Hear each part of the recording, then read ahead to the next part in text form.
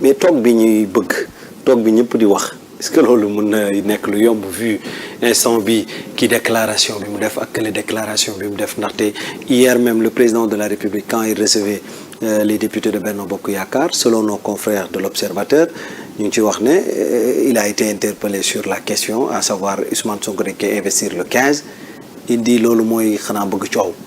waaw mooy bëgg bon. est-ce que toog boobu ñuy wax noonu est-ce que mën na nekk. c'est la première fois ñu nekk sur une situation comme celle-là et elle est possible parce qu'on a 77% de la population bu am moins de 35 chaque fois quand je parle bu may wax nii dañu fa ne de benn statistique lay sandi quand je le dis je m'adresse aux sociologues et particulièrement aux psychologues.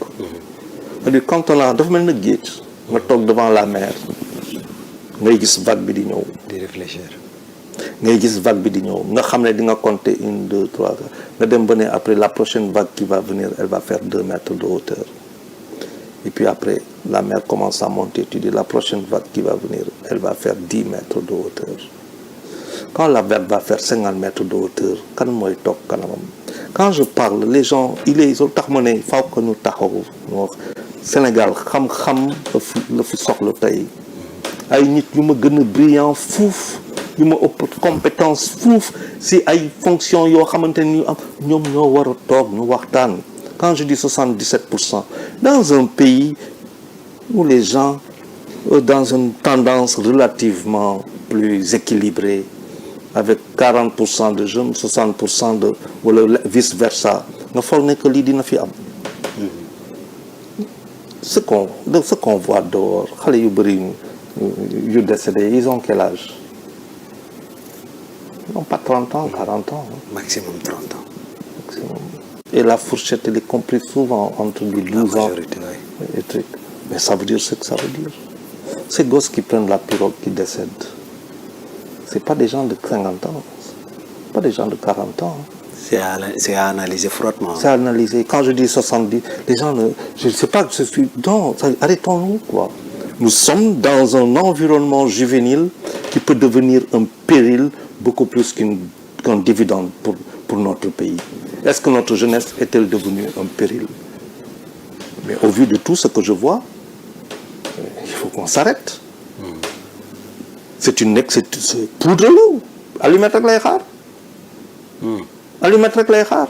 Et quand on fait de la politique de la même manière que yaa ngi politique am jeunesse bi sa mu ànd ak yow c'est le lendemain jeunesse bi sa ko looy dal parce que nag dama ne bu ñu toogul waxtaan suñu biir pour xool pour xam fu ñu jëm lu ñu yor fii déjà lu ñu yor déjà war si liggéey mën a anticiper sur luy ñëw pour xam fu ñu jëm day këpp d'une manière ou d'une autre c'est en fonction des situations mais la vague te tombera dessus donc nañ liggéey.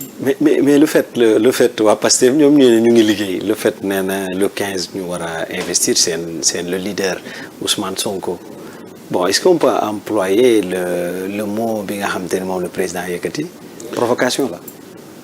Ils sont dans Pastef en communication le président il est dans une posture il voit ça comme la provocation on provoque l'État parce que. Quand tu bonnes par exemple Sonko est candidat investiture nga def Sonko candidat il y a la ma wax sànq la légalité il y a des dispositions légales yoo xamante ne ak ay prononciation ay kii yoo xamante ne justice daf ko daan par rapport à Mame Mbaye Niang il faut quand même que mu am la Cour suprême en définitive wax lu muy wax ci condamnation boobu et beneen bi mooy la condamnation relative à l'affaire avec Adji Sarr donc du point de vue légal si ñaar yooyu bu ñu xoolee mënul dem élection on est d'accord maintenant il y a ce qu'on a la légitimité moom laa doon wax sànq mooy que nit ñi dañu xam waa Pastef dañu xam Sonko fu mu toll ci xolu Sénégalais yu bëri donc dañu soxla que mu am benn adhésion populaire au projet dans un cadre légitime affaire bi xëy na du yoon mais si biir xol yi mën na dox mais loolu c'est un précédent parce que tam bu demee ba am bu amoon tam Sonko bu toogoon demain nit taxaw kanamam kooku tam da koy ne lu nga defee ba ñëw fii man loolu laay def c'est-à-dire que nous sommes dans un contexte sans précédent lu tax ma ne nit ñi dafa am loo xamante ne boo ko xamul nga koy tester ba àgg fa ba mu jot na nga xam ne que tu as ouvert la boîte au Pandore boo ko ubbee maanaam le champ des possibles lépp loo xalaatuloon su àdduna mooy ñëw mooy ñëw parce que dafa mel na da nga bëgg ñu bras de fer xam nga ñu bras de fer mais fii safara la fale safara la d'accord yëpp a yàq tu comprends mais ba tey ci wàllu wi de l'autre côté on a vu le président de la République son camp le président sortant dañ ko woowee noonu Macky Sall Benno Bokk Yaakaar fi mu toll nii nee nañu fii ak vendredi ou bien dimanche maximum on peut avoir le nom bi nga xam moo war a nekk candidat déjà ça a suscité beaucoup de réactions ku nekk ngi xool fi mu toll nii naka la ñu mën a analyser noonu ak kan la ñu mën a yaakaar ne fi mu toll nii moo am mille chances d'être choisi pour candidat de Benno. wax yi mën na bëri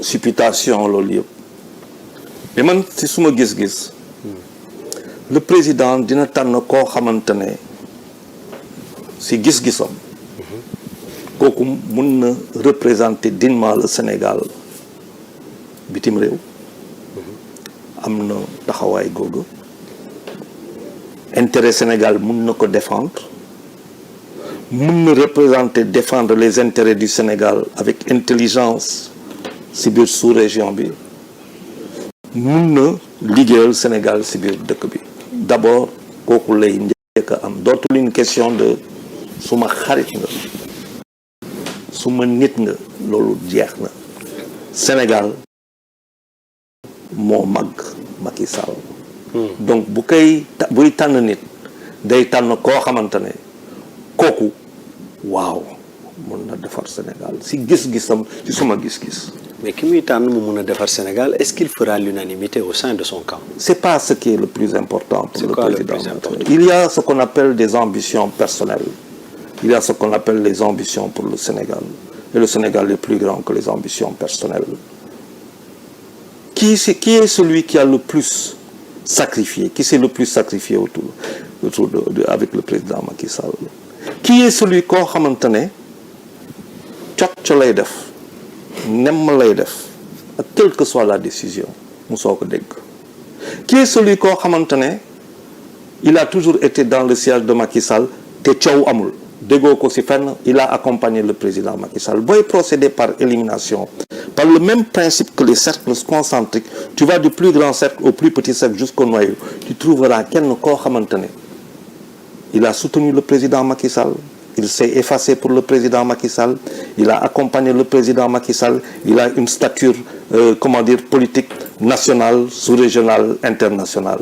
Il peut être pour le président koo xamante ne président il a une totale confiance en lui. Quand le président mën a tourner ne la dénk naa la yëpp taxaw dem taxaw pendant une semaine 2 semaines 3 semaines taxaw fële ne kii mën naa ko dénk lépp kooku da nga kaa xam. dama ko xam président rek moo ko xam. mais amoo koo njort. man selon li nga wax noonu. xam nga dañ toll ñuy fay koo xamante ne am naa ko ma njort. waaw bu baax sax. kan la. tey moi un homme comme Mohamed Boun Abdallah Dionne c'est quelqu'un dont personne ne parle mais c'est quelqu'un qui a un parcours de vie terrible. Boun Abdallah Dionne. Boun Abdallah Dionne, je sais pas si je dois dire des choses, c'est quelqu'un qui a donné son rein. C'est quelqu'un qui a perdu des membres de sa famille. C'est quelqu'un qui a approché et qui a travaillé avec le président Sall dans le silence. Qui a accompagné le président, directeur de cabinet et tout ça. Qui a été Premier ministre du Sénégal. soo ma waxee loolu dafay mel ni yaa ngi may yóbbu ci. politique la lay wax bu ma doon kilifa man. waaw nan lu may liggéey. d'accord koo xam te il a sacrifié na boppam sax lay wax. lu bëri pour parti bi. waaw te c'est un homme de consensus dans son parti kenn déggu ko même avec l'opposition tranquille. Est-ce qu'il a des problèmes avec Amadou Ba peut-être d'ambition, choc d'ambition. Bu fekkente ne am na ambition googu mais c'est pas parce qu'il a une ambition que le président va le choisir. Il peut ne pas avoir cette ambition présidentielle et se voir être premier président. C'est arrivé avec Abdou Diouf. Tout le monde parlait de Moustapha Niasse, c'est Abdou Diouf qui a été président. Il faut faire attention. Tout le monde parlait d'Idrissa Seck, Ousmane Tanor Dieng, c'est Macky Sall qui a été président. Il faut faire très attention dans notre culture. ndax fi ñu nar a xaaree Macky boo moytuwul mu fël feneen. feneen lay fël parce que bu muy wax Macky bii doon wax télévision di jël mouchoir di fomp kanam ba présidence de la république nga xam ne foo tourné climatiseur yi ngi foofu. mu tàng ñàkk tooy xep di fomp kanam ba. mais pourquoi muy fomp kanam ba parce que lu mu waroon wax est-ce que bindoon na ko ci kayit gi. te le président bu muy wax affaire boobu est-ce que lire na ko ci téléprompteur de. xëy na déet donc le président comme lu ñu doon waxee kii il signale à droite il prend à gauche. mais n'oublions pas il y a aussi Amadou Ba qui a beaucoup souffert donc doo xoolee tey d'abord les gens qui ont souffert beaucoup souffert tiroir génn tiroir bu ñu fàtte mais il faut pas oublier aussi qu'il y a une autre dynamique boo xamante ne je parlais des jeunes. Oui. Les jeunes veulent un changement générationnel. Quand dans l'APR ou dans Benno Bokk Yaakaar am na posture xeex te jeune y a des noms Doudou Ka Mame Boye Diao Amadou Hott y a des noms donc le président il est obligé tey de regarder kan et après il procède par élimination kan moo am casserole kan moo am lii kan moo am lii kan moo am lii ba àgg ci koo xamante ne kooku de manière rationnelle évidente ak lépp moo ko doy. choix bi narul yomb de. je n'aimerais pas être à sa place. Oui. mais il ne peut que choisir dans son camp quelqu'un qui a les qualités pour être le président du Sénégal. Et au-delà de ce qui ne veut pas dire que kooku moo que les choses soient claires non parce que je sais bien comment ça se passe les gens vont couper un extrait pour dire Charles Faye lii la wax Charles Faye ce qu'il a dit c'est que si le président de la République non je dis bien les choses je sais comment fonctionne ce pays aussi je suis un homme de communication si le président de la République doit choisir dans son camp il choisira celui qui est digne d'être un président de la République du Sénégal et ça personne ne peut en vouloir à Macky Sall maintenant s'il y a des gens qui ont des ambitions c'est normal mais l'ambition pour la République pour le pays du Sénégal c'est ça le travail à mon sens boo xamante ne Macky Sall si loolu lay jublu. c'est que fi ma naroon ñëw sànq mooy xam nga ñu ngi wax parti bi mais xam nga au-delà de parti bi il y a la coalition Benno Bokk Yaakaar composé ay anciens partis yoo xamante ne yu amoon doole lañ même bu fekkee dañu ngi douter ci seen doole je veux nommer PS je veux nommer AFP LD entre autres donc foofu tamit ça va être compliqué hein. Oui, mais ok AFP président Moustapha Niasse mon papa mon oncle après. ñoom Zator. ok PS après. Aminata Mbengue Ndiaye. ah oui après. y a Serigne Mbaye Thiam. oui. déjà ñoom dafa am division sax seen biir. waaw ñii nee nañ pourquoi ñu joxe carte blanche à son excellence. des gens PS di nga nommer kenn PS en étant convaincu que Khalifa Sall day jaar kaw. est-ce qu'on ne peut pas s'attendre sax à ce que ñu xëcc benn Khalifa Sall ou bien benn Karim Meïssa Wade comme candidat de la mouvance présidentielle. wala loolu. non loolu. conditionnalité boobu war na nekk. dafa am loo xamante ne président mënu ko def. le risque la. mais PDS mënu ko def aussi taxaw mënu ko def. on peut aller vers des coalitions du genre mais defe naa fu ñu toll nii tey président il a une idée précise léegi xam na que bu joxe loolu xam na lu muy demee kan mooy bañ kan mooy nangu. xam na loolu mais bu ñu fàtte aussi qu'il est président jusqu'à la passation de service donc bu dee da nga ko bëgg a xoxotal mu walla moom mooy kan. politique du affaire xale du affaire caaxaan ay caaxaan ay stratégie la. ay stratégie rek la da ngay xam lu ngaa def léegi si opposition bi bon il y a aussi des. oui surtout ça et dans l'opposition ñoom tamit le fait que ñu dem ñoom ñëpp en rang dispersé est-ce que du fragiliser seen i doole. bon l'opposition il y a déjà ça mais dafa am loo xamante ne waa Sonko dañ ko liggéey bu baax c'est que waa Sonko dañu ne dañu liggéey dañu wax ba dem ba ñu ne ñu teg nit ñi ne leen on a un gouvernement de jouissance waa Sonko seen communication